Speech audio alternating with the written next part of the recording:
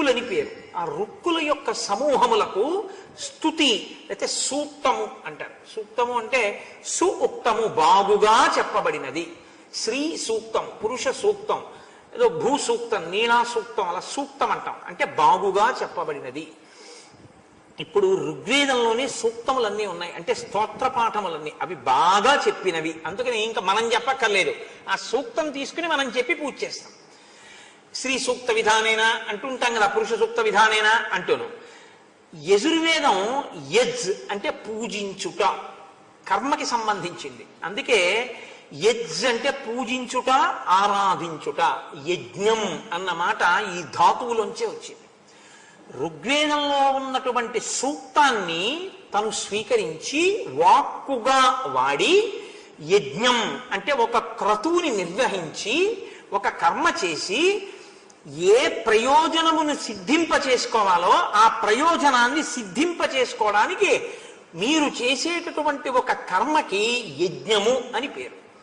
అది అగ్నిహోత్రంతో కూడినదై ఉండొచ్చు, లేదా మీరు యజ్ఞ సమానంగా ఒక పూజని చేసి ఉండి ఉండవచ్చు. సామ అంటే మనస్సుకి శాంతినివ్వగలిగినదేదో దానికి సామ అని పేరు. సామవేదం అంటే మనసుకి శాంతినివ్వగలిగినది, అంటే దీర్ఘాలతో ఉంటుంది. ఇప్పుడు శాంతమైనటువంటి మనసు వలన సౌఖ్యం పొందేటట్లు చేయగలిగినటువంటి వేదం సామవేదం. నాన్ ఋగ్వేద వినీతస్య నా యజుర్వేదధారిణ నా సామవేద వినీతస్య అని రామచంద్రమూర్తి అన్నారు అంటే దానికి కారణం ఏమిటో తెలుసా అండి? ఈయన కనపడుతున్నటువంటి నా నరస్వరూపము వెనక ఉన్నటువంటి తేజస్సుతో కూడినటువంటి అసలు రహస్యాన్ని, అవతారాన్ని తెలుసుకోగలిగినటువంటి వాడు. ఒక నరుడిగా మాట్లాడినప్పుడు నా తేజస్సు సక్రమముగా అర్థమై దాన్ని స్తుతించగలిగిన వాడు, దీనిని పూజించడం తెలుసున్నవాడు. అందుకని భూమి మీద పడి ప్రణిపాతం చేశాడు ఆయన. ప్రణిపాతశ్చ అంటే మీకు గొప్ప పూజ్యభావన కలిగితే ఇక భూమి మీద మెల్లగా వంగి మోకాళ్ళు ఉంచి చేతులు ఉంచి పడకుండా, ఇది దీన్ని ఇలా పడేశాననుకోండి ఇది డామ్మని పడిపోతుంది అంతే. అంతేగాని ఇదేం మెల్లిగా మోకాళ్ళు ఉంచి చేతులు ఉంచి అలా ఏం పడదు, గబుక్కుని నిలబడిపోతున్నావు కర్ర పడిపోయినట్టు. అలా పడిపోతే అంటే అసలు చూసి చూడగానే అబ్బా ఏమి పూజనీయులు లేపించి మీరు పడిపోయారు అనుకోండి, దానికి ప్రణిపాతం అంటారు. హనుమ ప్రణిపాతం చేశారు. ఇంత గొప్ప ప్రణిపాతం, పూజ, ఈ నమ్మకమే యజ్ఞం. కాబట్టి ఇప్పుడు ఈ యజ్ఞానికి ఒక ఫలితం ఉంది. ఏమిటా ఫలితం? నాకు సుగ్రీవుడికి స్నేహం, సుగ్రీవుడికి రాజ్యము కలగడం, భార్య కలగడం. నాకేమిటి సౌఖ్యం? సీతమ్మ జాడ తెలియడం, రావణ సంహారమునందు వానల యొక్క సైన్య బలం నాకు తోడుగా రావడం. కాబట్టి ఇది సాధించాడు ఆయన. ఆ రుక్కులను యజ్ఞముగా మార్చి, యజ్గా మార్చి యజుర్వేదాన్ని దాంట్లోకి తీసుకొచ్చి కార్యసాధన చేస్తున్నాడు. ఈయన వచ్చి మాట్లాడితే నాకు మనశ్శాంతి కలిగింది. ఈయన యథార్థమును ప్రతిపాదిస్తున్నాడు. నేను సుగ్రీవుడితో స్నేహం చెయ్యాలని వెతుకుతున్నాను, సుగ్రీవుడితో స్నేహం చేసుకోండి తనే వచ్చాడు సుగ్రీవ సచివుడు. కాబట్టి నా మనసుకి సౌఖ్యము శాంతికి కారకమయ్యాడు. కాబట్టి లక్ష్మణ, ఋగ్వేదము యజుర్వేదము సామవేదము ఈయన మాటల్లో ఉన్నాయి. ఇది లేనివాడు ఇలా మాటలు తీసుకొచ్చి వేద ప్రయోజనాన్ని మాటలోకి తేలేడు. వేదములు బాగా తెలుసున్నవాడు కాబట్టి వేదము యొక్క ప్రయోజనాన్ని తన మాటలలోకి తెచ్చి వేదముల యొక్క స్వరూపంగా శ్లోకాల్ని నా దగ్గర చెప్పగలిగినటువంటి ప్రజ్ఞతో భాషించాడు. ఈయనకి వ్యాకరణం బాగా తెలుసున్నవాడు. న్యూన వ్యాకరణం కృత్సం అనేన బహుదాశ్రితం బహు వ్యాహరతానేన నకించిదపి శబ్దితం. చక్కటి మాట మాట్లాడాలి అంటే వ్యాకరణం తెలిసి ఉండాలి. వ్యాకరణం తెలిసి ఉంటే క్రియాపదంతో వాక్యాన్ని పూర్తి చేస్తూ అవతల వాళ్ళకు అర్థమయ్యేటటువంటి రీతిలో వాక్య నిర్మాణం చేసి అపశబ్దములు రాకుండా చక్కగా ఉచ్చరించగలిగినటువంటి ప్రజ్ఞ కలుగుతుంది. ఇటువంటి ప్రజ్ఞ భాషించింది అంటే ఈయనకి వ్యాకరణం తెలుసు. అనయా చిత్రయా వాచ త్రిస్థాన వ్యంజనస్థయ కస్య నారాజ్యతే చిత్తం ఉద్యతాసే హరేరపి. ఈ మహానుభావుడు వక్షస్థలం నుంచి శబ్దమును పుట్టిస్తున్నాడు, కంఠము నుండి పుట్టిస్తున్నాడు, నాలుక నుండి పుట్టిస్తున్నాడు. అంటే 3 చోట్ల శబ్దం కట్టబడుతుంది.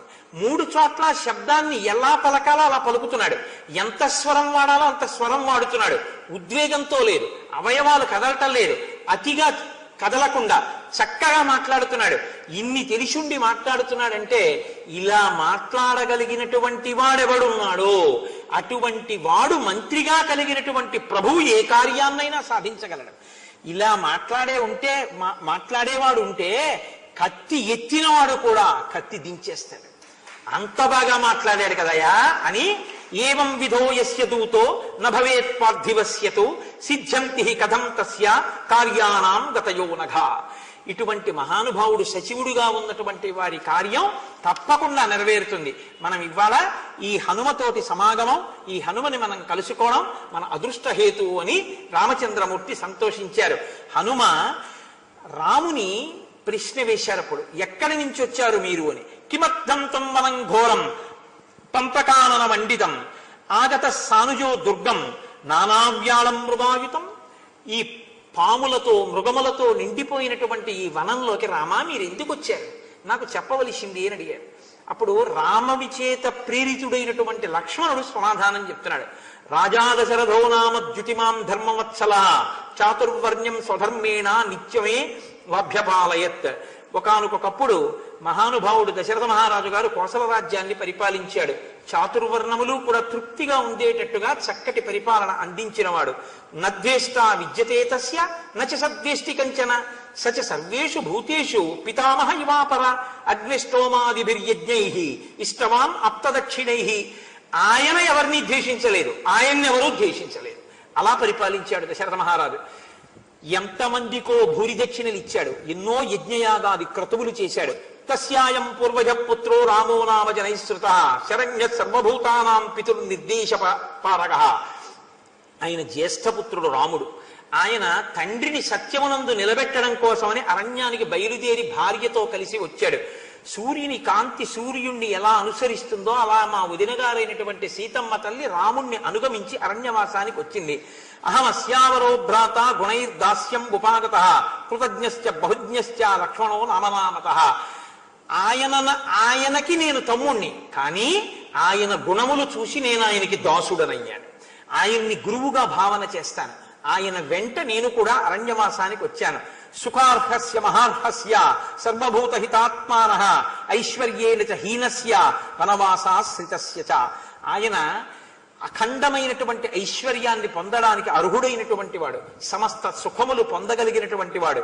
కానీ అన్నిటినీ కాదని తండ్రిని సత్యమునందు నిలబెట్టడం కోసమని వనవాసం చేస్తున్నాడు. అటువంటి రామచంద్రమూర్తి యొక్క భార్యని ఈయన లేని సమయం, నేను లేని సమయం చూసి ఒక రాక్షసుడు అపహరించాడు. అతని వివరములు మాకు బాగా తెలియవు, కానీ ఆ రావణుడు అన్న పేరు మాకు తెలుసు, కబంధుడు చెప్పాడు. కాబట్టి ఆ రావణుని యొక్క జాడ కనిపెట్టి సీతమ్మ తల్లిని మళ్ళీ మేము పొందడం కోసమని ప్రయత్నం చేస్తున్నాం. ఆ కార్యంలో ఏతత్తే సర్వమాఖ్యాతం యథాతద్ధేన పృచ్ఛత. నేను ఉన్నట్టుగా నీతో యథార్థంగా ఉన్న విషయాన్ని చెప్పేశాను. కాబట్టి ఈ విషయంలో రాముడికి సహాయం చెయ్యవలసి ఉంటుంది. అహం చైవేహి రామశ్చ సుగ్రీవం శరణంగతౌ. రాముడితో కలిసి నేను సుగ్రీవుడికి శరణాగతి చేస్తున్నాను అన్నాడు. ఎందుకని? సుగ్రీవుడి యొక్క సహాయం ఇప్పుడు రాముడికి కావలసి వచ్చింది. భూమండలం అంతా వెతకాలి. అందుకని సుగ్రీవుడికి శరణాగతి చేస్తున్నాం. ఎక్కడ రామచంద్రమూర్తి, ఎక్కడ లక్ష్మణుడు?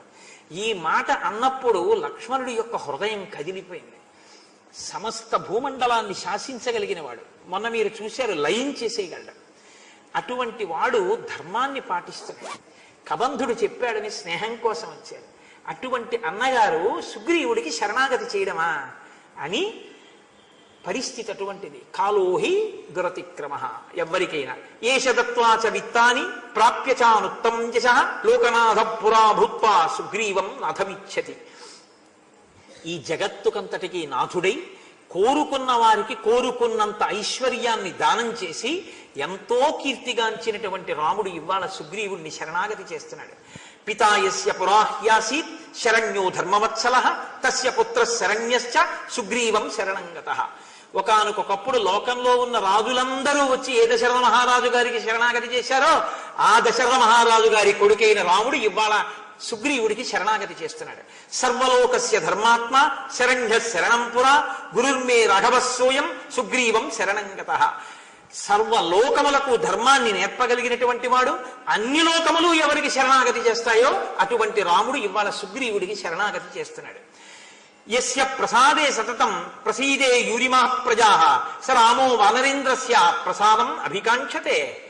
ప్రజలందరూ సుఖం కోసం ఏ రాముణ్ణి శరణాగతి చేస్తారో ఆ రాముడు సుగ్రీవుడికి శరణాగతి చేసి స్నేహాన్ని కోరుకుంటున్నాడు కనుక మీరు రామచంద్రమూర్తికి కావలసిన సాయం చేసి పెట్టి సీతమ్మ తల్లి యొక్క జాడ కనిపెట్టడంలో సుగ్రీవుడు ఉపకరిస్తే బాగుంటుంది. ఈ మాటలు అన్నట్ట కానీ ఇక కన్నుల వెంట నీరు ఆగలేదు లక్ష్మణుడికి. ఇంత కష్టమా అన్నయ్య కనిపించింది. శోకాభిభూతే రామేతు శోకాక్తే శరణంగతే కర్తుమర్హతి సుగ్రీవ ప్రసాదం హరియూధప ఏవం బ్రువాణం సౌమిత్రిం కరుణం శాశ్రులోచనం హనుమాన్ ప్రత్యువాచేదం వాక్యం వాక్య విశారద. కన్నుల వెంట నీరు ధారలుగా కారిపోయి ఏడుస్తూ అటువంటి రాముడు నాతో కలిసి సుగ్రీవుణ్ణి శరణాగతి చేస్తున్నాడు, మీరు మాకు ఉపకారం చేయవలసింది అని అడిగారు. అడిగితే హనుమ వెంటనే జోక్యం చేసుకుని అన్నారు, మీరు జితేంద్రియులు, బుద్ధిమంతులు, మీరు విచారించవలసిన పని లేదు. మీరు మాకు లభించడం మా అదృష్టహేతు. కాబట్టి సుగ్రీవుడితో మీరు స్నేహం చేద్దురు గాని ఇప్పుడు మీ ఇద్దరిని నేను తీసుకెళ్తాను, మీరిద్దరూ కూడా నా భుజాల మీద కూర్చోండి అన్నారు.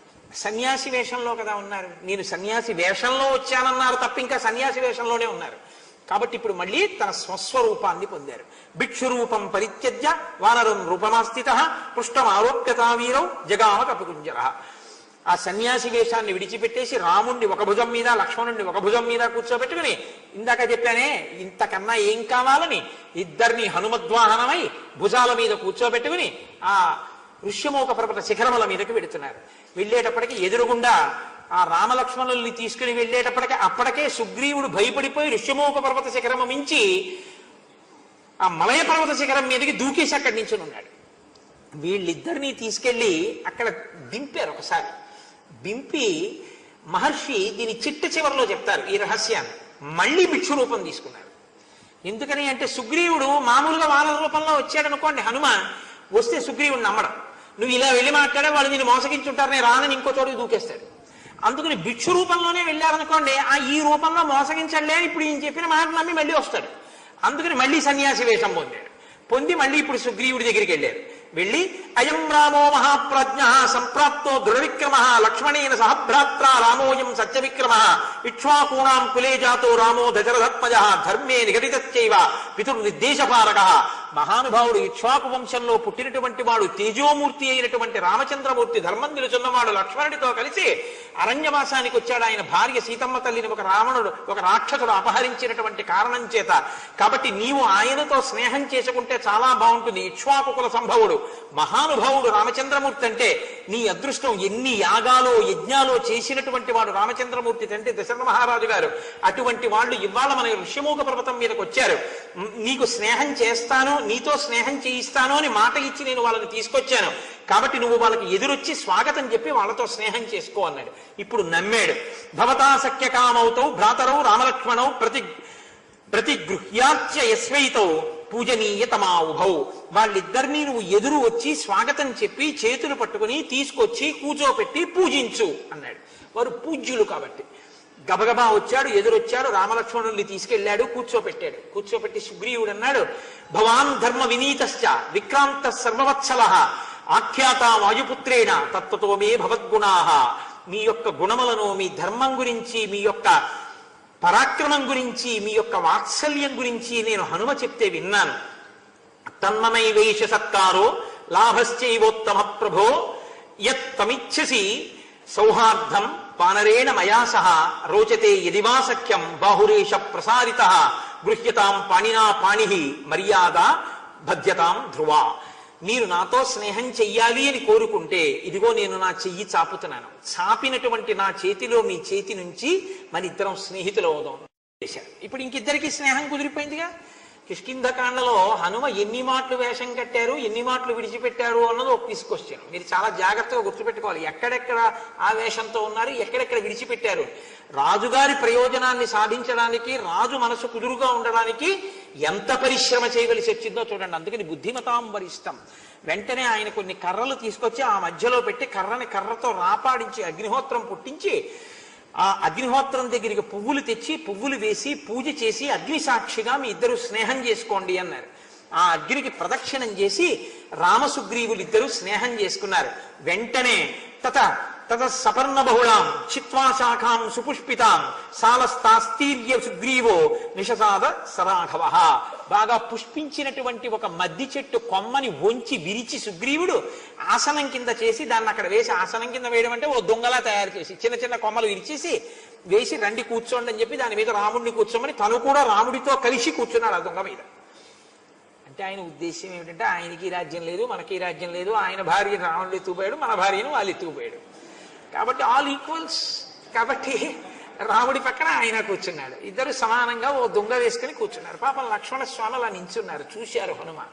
చూసి తత సపర్ణ బహుళాం చిత్వా శాఖాం సుపుష్పితాం సాలస్యాస్తీర్య సుగ్రీవో నిషసాద సరాఘవ. వెంటనే పూచినటువంటి ఒక చందనపు కొమ్మను ఒక దాన్ని విరిచి తెచ్చి ఆసనంగా వేసి లక్ష్మణ మీరు కూర్చోండి అని చెప్పి హనుమ ఆయన్ని కూడా కూర్చోబెట్టారు. అంటే అలా సుగ్రీవుడు అహంకారంతో ఉన్నాడా అని కూడా మీరు భావన చేయక్కర్లేదు. ఒక స్నేహధర్మంగా అప్పటికి రాముని యొక్క వైభవం పూర్తిగా తెలియదుగా, ఇంకా అనుమానం ఉందండో రేపు చూద్దురుగా ఎన్ని పరీక్షలు పెడతాడో. కాబట్టి ఉపకార ఫలం మిత్రం విదితం మే మహాకపే వాలినం తం వధిష్యామి తమ భార్యాపహారిణం. వెంటనే రామచంద్రమూర్తి ప్రతిజ్ఞ చేశారు, నీ భార్యని సుమని అపహరించినటువంటి వాలిని నిగ్రహిస్తాను, ఆ వాలిని సంహరిస్తాను, గ్రద్ద ఈకలు కట్టబడినటువంటి నా బాణములు సూర్యచంద్రుల తో సమానమైనటువంటి తేజస్సు కలిగినటువంటివి. ఆ బాణాలను ప్రయోగించి వాలి పర్వతం పడిపోయినట్టుగా కింద పడి మరణించగా నువ్వు చూస్తావు. తొందరలో నీకు పట్టాభిషేకం అవుతుంది, నీ భార్య రుమని నువ్వు పొందుతావు, కాబట్టి నువ్వు బెంగ పెట్టుకోవద్దు అని. చాలా సంతోషించాడు. ఇంకింతకన్నా ఆనందం ఏముంటుంది సుగ్రీవుడికి? పొంగిపోయాట. మహర్షి అంటారు, సీతాకపీంద్రక్షణదాచరాణం రాజీవ హే మజ్వలనోపమాని సుగ్రీవ రామ ప్రణయ ప్రసంగే వామాని నేత్రాని సమం స్ఫురంతి. వీళ్ళిద్దరూ అగ్నిసాక్షిగా స్నేహం చేసుకుని రామచంద్రమూర్తి ప్రతిజ్ఞ చెయ్యగానే ముగ్గురికి ఎడంకన్న ఎదిరిందిట. సీతాదేవికి లంకాపట్టణంలో ఎడంకన్న ఎదిరిందిట, అంటే ఆవిడికి శుభం. వాలికి పచ్చటి బంగారు కన్ను ఎదిరిందిట, అంటే వాలికి మరణం వస్తోంది, రామచంద్రమూర్తి చంపేస్తారు. పురుషుడికి ఎడంకన్న ఎదరడం అశుభం, ఆడదానికి ఎడంకన్న ఎదరడం శుభం. ఇది సీతమ్మకి ఎడంకన్న ఎదిరింది శుభం, వాలికి ఎడంకన్న ఎదిరింది మరణం. అగ్నిహోత్రం లాంటి కన్ను ఎడంకన్న ఎదిరిందిట రావణుడికి, కాబట్టి రావణునికి మరణం. కాబట్టి వీళ్ళిద్దరూ సుగ్రీవ రామ ప్రణయ ప్రసంగే స్నేహంగా వీళ్ళిద్దరూ మాట్లాడుకుంటుంటే బంగారు రంగు ఎడమ కన్ను, ఆ తర్వాత అగ్నిహోత్రం లాంటి ఎర్రటి కన్ను ఉన్నటువంటి సీతమ్మ తల్లికి వాలికి రావణుడికి ముగ్గురికి ఎడమ కన్నులు ఎదురేయట. వీళ్ళిద్దరి స్నేహం రామాయణంలో అంత కీలకమైనటువంటి ఘట్టం. దీన్ని సాధించినటువంటి మహాపురుషుడు స్వామి హనుమ. కాబట్టి ఇప్పుడు ఈ కార్యం పూర్తయిపోయింది. సుగ్రీవుడు అన్నాడు, భార్యా వియోగజం దుఃఖం అచిరాత్తం తం విమోక్షసే అహం తాం అనయిష్యామి నష్టాం వేదశ్రుతిమివా. ఒకనొకనాడు వేదం కనపడకుండా రాక్షసులు అపహరిస్తే శ్రీ మహావిష్ణువు మళ్ళీ ఆ వేదాన్ని ఎలా తీసుకొచ్చారో అలా నీ భార్యని తీసుకొచ్చి నీకు అప్పగించే పూచి నాది. నేను ఎక్కడ ఉన్నా సీతమ్మ యొక్క జాడ కనిపెడతాను. రసాతలేవా వర్తంతీం వా నభస్థలే అహమానీయ దాస్యామి తమ భార్యాం అరిందెమా. ఆవిడ్ని పాతాళ లోకంలో దాచిన, స్వర్గలోకంలో దాచిన వానర సైన్యాన్ని పంపించి సీతమ్మ జాడ కనిపెట్టి తెచ్చి నీకు చెప్పేటటువంటి పూచి నాది అని చెప్పి సుగ్రీవుడు అన్నాడు, ఒకానొకప్పుడు నేను ఈ పర్వత శిఖరం మీద 4 వానరులతో కలిసి కూర్చునున్నాను. ఒళ్ళో సీతమ్మ తల్లిని కూర్చోపెట్టుకుని రావణాసురుడు దక్షిణ దిక్కుగా వెళ్ళిపోతుంటే ఆ తల్లి హారామ హా లక్ష్మణ అని అరుస్తూ వెళ్ళిపోయింది. వెళ్ళిపోతున్నప్పుడు ఆవిడ కింద ఉన్నటువంటి మమ్మల్ని చూసి తన ఉత్తరీయాన్ని చింపి తన నగలు కొన్ని మూట కట్టి మా 5గురి మధ్యలో పడేసింది. ఆ నగలు మూట నేను తీసి దాచాను. ఆత్మనా పంచమం మాంహి దృష్ట్వా శైలతటే స్థితం ఉత్తరీయం తయా త్యక్తం శుభన్యాభరణానిచ. ఆ ఆభరణములు శుభప్రదమైనవి మూటలో ఉన్నాయి అన్నారు. అనేటప్పటికీ రామచంద్రమూర్తి అన్నారు, అయితే ఓ స్నేహితుడా, ఓ సుహృత్, ఇంకా ఆలస్యం ఎందుకు, తొందరగా మూట తెప్పించి చూస్తానన్నారు. సీతమ్మ ఆభరణములు చూడడం అన్నా ఆయనకు అంత సంతోషం. ఒక చిన్న అవకాశం, ఒక చిన్న గుర్తుపట్టేటటువంటి సందర్భం దొరికింది కదండి. తీసుకొచ్చి అక్కడ పెట్టారు, ఆ మూట విప్పారు. పశ్య లక్ష్మణ వైదేహ్య సంత్యక్తం హ్రియమాణయ ఉత్తరీయమిదం భూమౌ శరీరాత్ భూషణాని చ. లక్ష్మణ, ఈ ఉత్తరీయం మీ వదినది. మూట చూడగానే చెప్పారు, చీరలో అంతర్భాగం కాబట్టి ఇందులో ఉన్న నగలు కూడా మీ వదినవే అయ్యి ఉంటాయి. కానీ మీ వదినని స్మరించినటువంటి కారణం చేత, మీ వదిన నగలు చూస్తున్నానన్న భావన కలగడం చేత, అయ్యో ఎంత కష్టంలో తను కట్టుకున్న పట్టుపుట్టాన్ని చింపి నగలు తీసి మూట కట్టి ఎంత ఏడుస్తూ కింద పడేసిందో, పరపురుష స్పర్శ చేత ఖేదం పొంది అరిచినటువంటి నా భార్య సీతమ్మ అని బెంగ పెట్టుకుని, గుండెల మీద ఆభరణములు పెట్టుకుని ఏడ్చిన కారణం చేత కన్నులు నీటితో నిండడం వల్ల ఆ కన్నులు సరిగ్గా కనపడక, లక్ష్మణ నాకు కనపట్టలేదు, ఇవి మీ వదిన నగలేనా, గుర్తుపట్టు అని ఆ మూట ఇచ్చారు. లక్ష్మణస్వామి అవి ఒక్కొక్కటి ఆ మూట విప్పి గబగబా అందులోంచి నగలు తీశారు. ఇలా తీసేటప్పటికి కేయూరములు వచ్చాయి. కేయూరములు అంటే ఆడవాళ్లు పెట్టుకునేటటువంటి భుజకీర్తులు. ఏమిటంటారు దాన్ని? కట్టెవంకీల్లో ఉందంటారు. ఆ కట్టెవంకి పెట్టుకుంటారు. దేవతా స్వరూపాల్లో పురుష స్వరూపాలు అయితే నాగాభరణం పెట్టుకుంటారు ఇక. కాబట్టి ఇప్పుడు ఆ కట్టెవంకి లాంటివి కేయూరములు, భుజాభరణములు కనబడ్డాయి. ఆయన అవి తీసి అన్నారు, నాహం జానామి కేయూరే. అన్నయ్య నాకు తెలియదు, ఇవి కేయూరములు, ఇవి వదిన పెట్టుకుందో లేదో నాకు తెలియదు. తర్వాత ఇలా తీశారు, కుండలములు వచ్చాయి. కుండలములు అంటే చెవులకు పెట్టుకునేవి. నాహం జానామి కుండలి. అన్నయ్య ఇవి వదిన చెవులకు పెట్టుకుందో లేదో నాకు తెలియదు. మళ్ళీ ఇలా తీశారు, ఏ వస్తే అవి. ఇప్పుడు నూపురములు వచ్చాయి, అంటే ఆడవాళ్ళు పాదములకు పెట్టుకునేటటువంటి మంజీరములు. నూపురత్యభిజానామి. అన్నయ్య నాకు ఈ నూపురములు తెలుసు. ఎందుకో తెలుసా? నిత్యం పాదాభివందనాత్. ప్రతిరోజు వదిన పాదములకు నమస్కరించేటప్పుడు నేను ఈ మంజీరములు చూశాను, ఇవి వదినవే. ఇది లక్ష్మణ భక్తికి పరాకాష్ఠ ఈ శ్లోకంగా చెప్తారు. ఎందుకంటే గంగానదిలో పడవని ఎక్కించారు కదండి. అగ్రత ప్రయేరామ మధ్య సీతా సుమధ్యమా పృష్ఠతస్తు ధనుష్మాని లక్ష్మణో అనుజకామ అని వాల్మీకి మహర్షి అరణ్యకాండలో చెప్పారుగా. ముందు రాముడు నడిచాడు, మధ్యలో సీతమ్మ నడిచింది, వెనక లక్ష్మణమూర్తి నడిచారు. నడిచినప్పుడు సీతమ్మని చూడలా? సీతమ్మ కేయూరములు, సీతమ్మ కుండలములు తెలియవు. చూడడం వేరు, మనసులోకి వెళ్ళడం వేరు. ఇప్పుడు నేను ఉపన్యాసం చెప్పేటప్పుడు ఇలా ముఖం తిప్పుతూ మీ అందరినీ చూస్తున్నట్టు ఉంటుంది, కానీ మీ అందరూ నా మనసులోకి వెళ్ళారు అనుకుంటే పొరపాటు. ఏది నా మనసులోకి వెళ్ళదు. ఎందుకు వెళ్ళదో తెలుసా అండి? అలా వెళ్ళిన ఉత్తర క్షణంలో నా ప్రసంగం ఆగిపోతుంది. నేను చెప్పేటప్పుడు ఇక్కడ నాకు ఆ భావం గోచరం అవుతూ నేను చెప్పిన శ్లోకం చేత ప్రతిపాదింపబడినటువంటి విషయం కదులుతూ ఉంటుంది. కదులుతూ వాగ్రూపంగా పైకి వస్తుంటుంది. వస్తున్నప్పుడు యథాలాపంగా తల తిరిగి కళ్ళు తిరుగుతుంటాయి. కానీ అది ఏదో ఉపన్యాసం మధ్యలో ఆపాము అంటే దృష్టికి భంగకరంగా ఏదో సభలో తప్పు జరుగుతోందనమాట. లేకపోతే ఆ ధార అలా వెళ్ళిపోతుందంతే తప్ప చూడడం కంటికి ధర్మం అయినా చూసినది మనసులోకి వెళ్ళదు. వెళ్లకుండా మధ్యలో ఆగిపోతుంటుంది. ఎందుకంటే చూడడం కన్ను చూస్తుంటుంది, మనసు పుచ్చుకోదు. ఎందుకంటే మనసు అప్పటికే ఇంకొక వ్యాపకంలో ఉండిపోయింది. లక్ష్మణమూర్తి రోజు చూస్తున్నా ఆయనకి దాని మీద దృష్టి లేదు. చూడడం కంటి ధర్మం చూసింది అంతే, కానీ మనసులోకి వెళ్ళలేదు. ఎందుకంటే వదిన యొక్క చెవులు కాని, వదిన యొక్క భుజముల దగ్గరికి కాని మనసులోకి వెళ్ళేటట్టు లక్ష్మణమూర్తి చూడలేదు. మరి ఏవి మనసులోకి వెళ్ళేటట్టు చూశారు? సీతమ్మ తల్లి పాదములు, పాద మంజీరములు ఆయనకి ఇక్కడ జ్ఞాపకం ఉండిపోయాయి. అంటే వదిన పాదములు ఉపాసన చేసినటువంటి మహాభక్తుడు, తల్లి పాదములుగా ఉపాసన చేశాడు లక్ష్మణస్వామి. అంతటి మహాభక్తుడు రామాయణంలో లక్ష్మణస్వామి అంటే. కాబట్టి అన్నయ్య నాహం జానామి కేయూరే, నాహం జానామి కుండలే, నూపురేత్యభిజానామి నిత్యం పాదాభివందనాత్.